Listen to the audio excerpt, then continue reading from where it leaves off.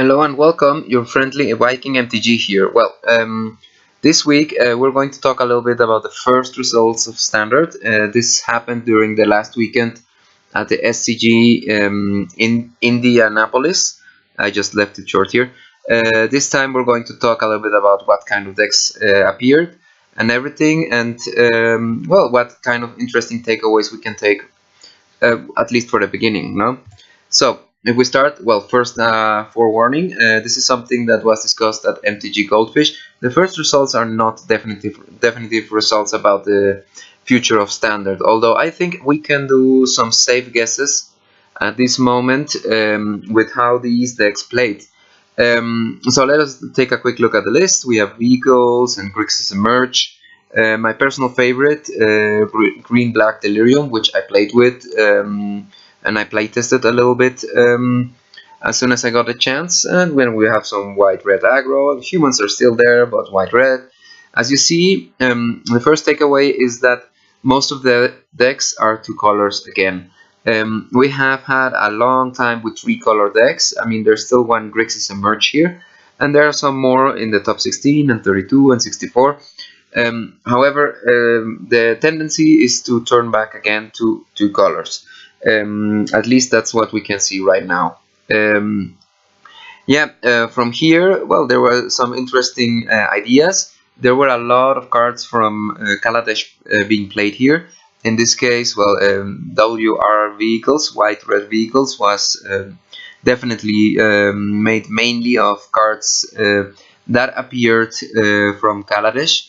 And if not, well, the other ones had a very big splash in it, no? Such as, for example, Green-Black Delirium, which, like I told you, I playtested with, and it uses the Gear Hulks as a way to support the deck, and it does work pretty well with them.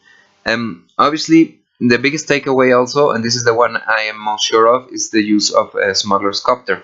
Smuggler's Copter, something I saw at the beginning, was a 3/3 for 2 generic mana. The interesting thing here is, since this is generic mana, it can fit in any deck. And this was the biggest takeaway from this tournament. The top 8 is full of them.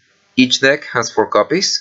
In the top 16, I think about 13 of them have 4 copies. So this is a very good aggro card that helps out a lot almost any deck. I mean, you saw the variety of colors on the list on the previous slide, and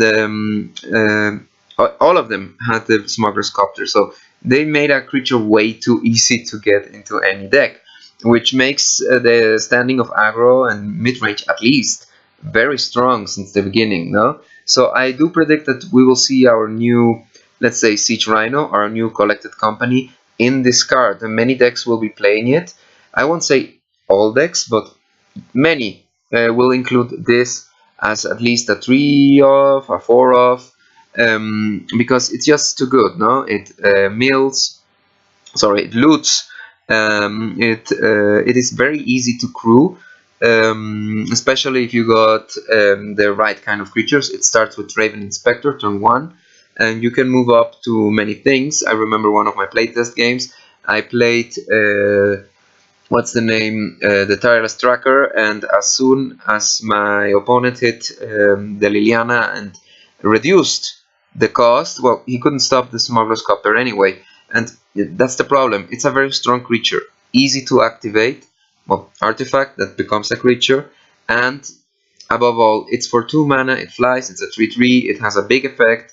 So definitely this card, I think, is a little bit too pushed, and I do expect that at the Pro Tour we will see a lot of them again. Anyway, going to a specific list, I was very interested also in the white-red Vehicles, the winners list. There were many of those lists, so I took the first place to just take a quick look. It turns out that Vehicles do have a strong possibility to be played. As you can see, we have here the combo I was talking about, well, the semi-combo, Raven Inspector. Then we have many other cards that do complement very well. Now, Pianalar, the Pala Pilot Exemplar, which is the Lord for Vehicles. So definitely something you should take a look at. The one that surprised me is the inclusion of Sky Sovereign. I mean, I know it's a big creature and it has a lot of power, and the effect of doing 3 damage as it enters and as it attacks is very big, but I did think that it would be a little bit too dirtly.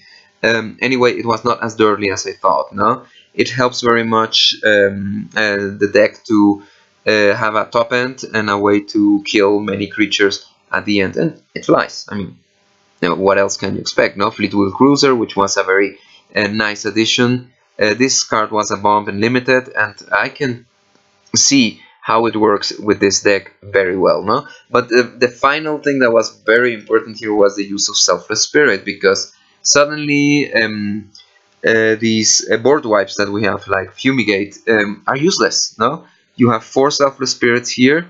This is a creature, very cheap, that makes all your creatures indestructible, and well, all the board wipes are usually sorcery speed. So it's very difficult to get through that deck, and I can see why it won, and I can see why it would be kept played in the future. Anyway, this deck is very interesting. It just works with everything at the same time. No, we have here, for example, Sky Sovereign, which I mentioned, Fleetwood Cruiser, which hits hard and quick. It starts as a creature, and then you can accrue it very quickly with just 2 power. This can be done by anyone. I mean, there is this very big spell, Veteran Motorist. This creature has already Scry 2 on it, which helps you very much to push down the mana you don't need anymore. And it also gives the vehicles a +1/+1 bonus. So this is a perfect crewer, or like the type line says, pilot.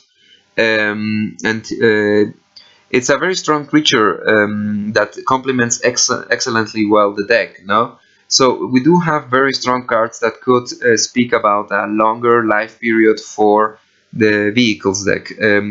Anyway, the deck has a lot to offer, such as other decks. I mean, Green-Black Delirium did it, and I think Emerge can still be a strategy that can be played with. I mean, we have a lot of things that can be used here right now, and most of them have a strong line towards Kaladesh. No? So Kaladesh is again a set that's making effect. It's not like what happened with Shadows over Innistrad, where you had Coco, and from there on you defined a few cards and stuff like that, but Coco was the defining card. Now our defining card is a card that you can play in any deck and doesn't make any one color stronger, although it favors aggro strategies. But I could easily see that in a control deck, for example, to draw more cards, to get more quicker to the cards you need. Obviously, since it has less creatures, this could be more or less a problem, but I already built a shell where I had 4 Traven Inspectors, so I have card draw and someone able to ride the copter. So that's why the title was Chopper. Bueno, anyway, if you still have any comment or something on this, what do you think of, if you think something about these decks, what do you think will happen to them? How will the Pro Tour look like? Because I think that what happened with Smuggler's Copter is a strong indication that it will be a popular card during the Pro Tour. I mean, we still have a week and a half to find out, but it's very probable that it will happen at any point. Well, as always, comment, rate, subscribe, like, you know. Anyways, I left you a few questions, so if you have some opinion on this, we can discuss it anyways, or you can find me on Twitter, like always. Anyway, this was Viking MtG, and well, I bid you farewell.